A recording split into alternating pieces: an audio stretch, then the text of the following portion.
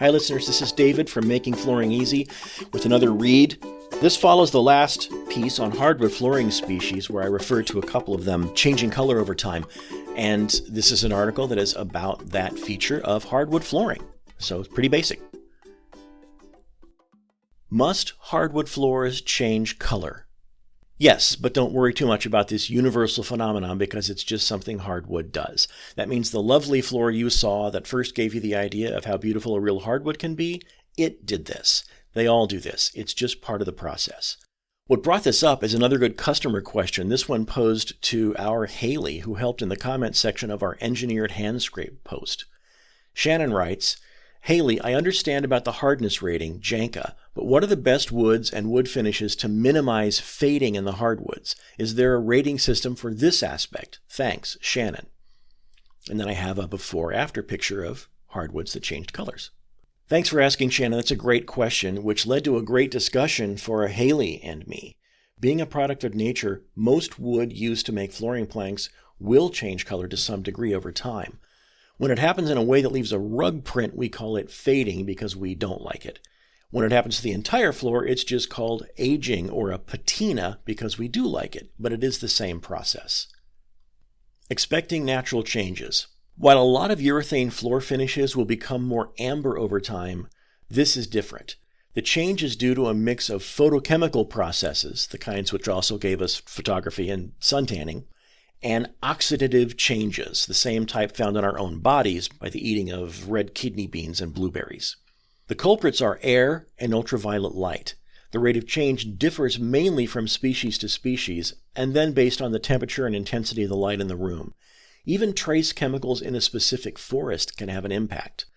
The color change process happens in the cell walls of the wood, only about 1/100th of an inch into the surface. Theoretically, you could sand and refinish a solid hardwood floor and restore the original color, but only for a while because the shift will happen all over again. As many things that are rated in flooring, I hate to say it, but there is no rating or test for hardwood color change, neither for degree of difference nor for the time taken to get there. Get there? Yes, you see, it does stop.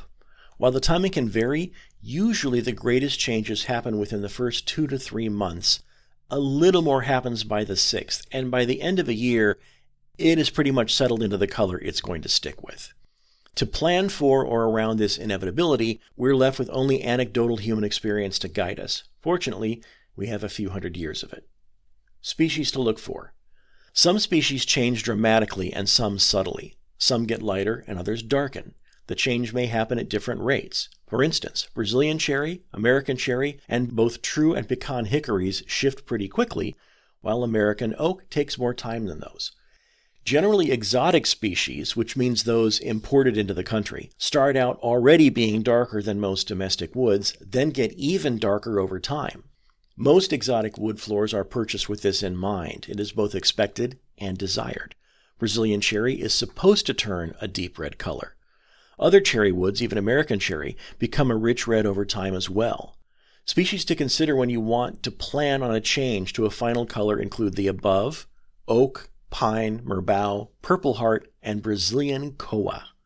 Now, whether you want a great change or slim to none, you should talk with your flooring person about the product you're looking at to make sure you buy with the right expectations. Handling obvious sun-faded areas. A faded wood floor. Remember how I said that the color changing has a stopping point? This can be good for unmatched fading when a rug or piece of furniture has left a lighter patch of flooring.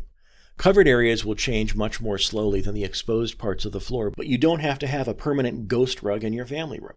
Moving rugs and furniture around will help even out the color changing. The formerly covered areas should start to catch up to the rest of the floor once they've been exposed, and the whole floor should stop at the same final tone. To eliminate having this problem in the first place, try the following. 1. For at least the first 3 months that your new floor is in place, avoid using large area rugs. If it's safe and possible, move the furniture frequently during this time. Once most of the floor has made most of its changes, any leftover area fading should be subtle until it's finally matched the rest of the floor. 2. You can also use blinds, preferably horizontal ones, to keep the sunlight from hitting the floor directly. Bounce it off the ceiling instead, spreading it out nice and evenly. This will slow the process so that as you begin to move your things around, even in the beginning, the patchy look can be less pronounced. Shop smart. As we said above, you'll want to talk with your customer service or salesperson about a hardwood purchase. Ask about patinas. Does the floor darken or lighten? How much? How soon? Plan on the final result. If you like the color of a floor you've seen which has just been put down, have them find you a floor that will end up being that color, even though it may not start with the exact hue you're after. Likewise, if your new floor doesn't match a sample you used to decide on your selection, remember that the sample should be the final color of the floor, and yours should become that color over time. Shannon, I hope we've helped here. The answer to your direct question is that no, there is no system to scale or rate these changes, but that doesn't mean you have to be subject to some random phenomenon. It can be understood and planned for, becoming a positive thing. Thanks for listening to Making Flooring Easy. This podcast is executive produced by Floors to Your Home, or Dan Kahn, some combination thereof, and it is conceived, produced, edited, audio cleaned, all of that by W. David Lichty, and that's me. Music from each episode comes from the website freepd.com, where you can find music for your own podcasts. And for the most part, we generally wind up using music by Kevin MacLeod, who's been making free usable music for more than a decade, and it's generally really great stuff. And listen, if you've got a question we haven't answered on this podcast yet, and you don't want to wait or, look us up on our written resource center, give us a call. We want to be your floor answering people. So we're not salespeople. We're customer service at Floors to Your Home. Call us at 1-800-804-5251 with any questions.